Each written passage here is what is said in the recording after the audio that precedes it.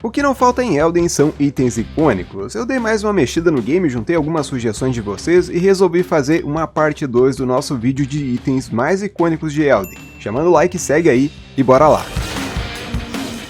Rios de Sangue. A Rios de Sangue, sem brincadeira, é a katana mais popular desse jogo. Claro, é uma katana que tu pega diretamente de um samurai muito louco que te invade lá na Montanha dos Gigantes. Só isso já é o suficiente para chamar a atenção de muita gente. Mas o grande apelo dela é o sangramento. Uma katana por si só, ela já vem delineada para esse efeito de status. Acho que só tem uma que não tem esse padrão. Mas essa aqui vai elevar isso para outro patamar, como o próprio nome sugere. Acontece que essa arma aqui ela é muito versátil. De cara tu já observa que ela vai dar dano físico e de fogo, e também o acúmulo de sangramento. Mas o grande trunfo dela é o seu Scale de Arcano. Um status que vai amplificar tanto o dano de fogo, quanto o acúmulo de sangramento aplicado no alvo. Cara, essa arma fica muito forte. Não bastando isso, ela vem com uma weapon art simplesmente perfeita, a pilha de corpos. Essa sequência de 6 hits rápidos vão potencializar todo o dano da arma e ampliar muito o range do sangramento. Sério, dá pra atravessar a parede com essa bodega. E claro, tudo isso sem falar que ela é uma arma linda. Não me espanta ser tão popular e icônica no game. Seta de Gransax. Essa eu acredito que não é tão popular assim, eu vejo bem pouca gente buildando com ela hoje em dia. Mas convenhamos, o outdoor de propaganda gigantesco no meio de Lendel faz com que ela seja icônica. Caso você não saiba, a Seta de Gransax é uma réplica desse monumento gigante que o finado Gransax ia usar para deletar a cidade real. Certamente, essa é uma bela arma. Ela tem uma coloração que lembra muito o corpo dos dragões, meio que de pedra com alguns toques dourados, e tem esses traços passando em torno que simulam as correntes elétricas, um visual bem único mesmo. O seu dano também vai ser diferentão, majoritariamente é físico, mas também dá um pouquinho de dano elétrico, e escala com destreza e força. E somado aí ao seu dano, ainda podemos destacar um buff de 20% contra dragões comuns e 10% de dano contra dragões anciões. Mas no geral mesmo, ela é uma lança, não tem muito o que falar, a não ser da sua skill, que meu amigo, olha essa coisa. Mano, Elden é muito foda. O personagem puxa um raio vermelho que toma a lança inteira. Ela vira simplesmente um raio. E numa de Zeus, teu personagem taca o raio, lança, no alvo com uma velocidade simplesmente bizarra. É muito difícil de escapar disso aqui, meu amigo. Dá pra fazer uma build bem interessante com ela, principalmente usando o fato de ser uma skill carregável. Então, o ícone de Godfrey, o talismã de escorpião elétrico, o fragmento de Alexander, dá pra transformar isso aqui num tirambaço bonito de ver.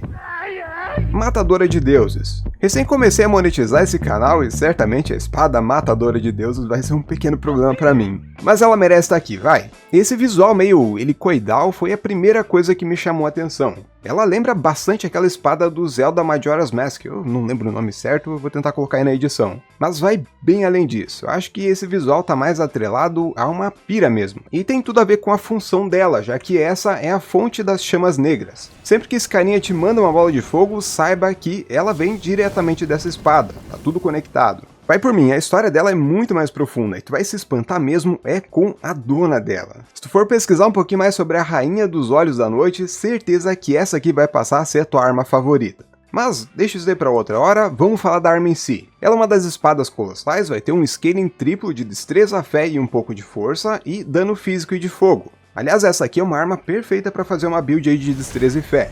Mas agora, vamos para a parte mais importante, que é a skill. A chama negra da rainha é tudo que tu vai precisar para caçar alguns deuses por aí. Só de usar ela já dá para perceber o motivo de toda a sua popularidade. Além de ser linda, sério, olha essa sequência de cortes.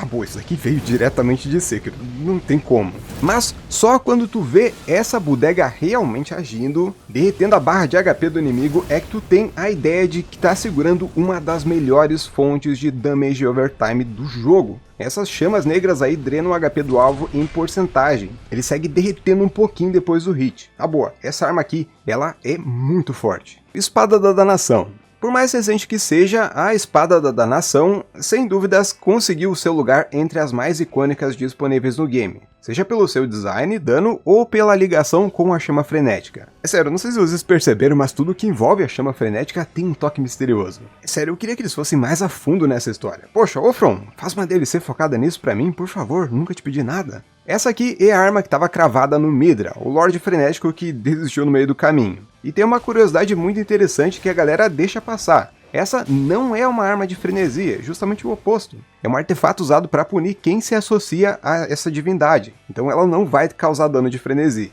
Outra coisa engraçada no modelo dela é que vocês não acham ela bem parecida com o design da seta do Gransax? E até da Matadora de Deuses que a gente falou antes? Mas no geral, é uma ótima arma para build de força e fé. Ela pega um scale bem bacana nesses dois. E também, para quem curte uma Claymore, com certeza vai reconhecer a estocada pesada. É a mesma coisa. Mas vamos falar do grande motivo dessa arma ser icônica, a skill. Meu amigo, a Golden Crux estava demolindo tudo no PVP. Essa weapon art é impressionante, eu quero detalhar melhor ela em algum outro vídeo dedicado, mas se liga só nessa movimentação. E essa primeira parte aí que ele voa, se pegar na cabeça de um alvo humanoide, tem uma animação totalmente diferente. Aliás, isso aí ativa um crítico, que se beneficia bastante com o talismã de adaga, só funciona com ele. Set do dedo. Indo para as armaduras, agora tem uma muito icônica e estranhamente esquecível, o set do dedo.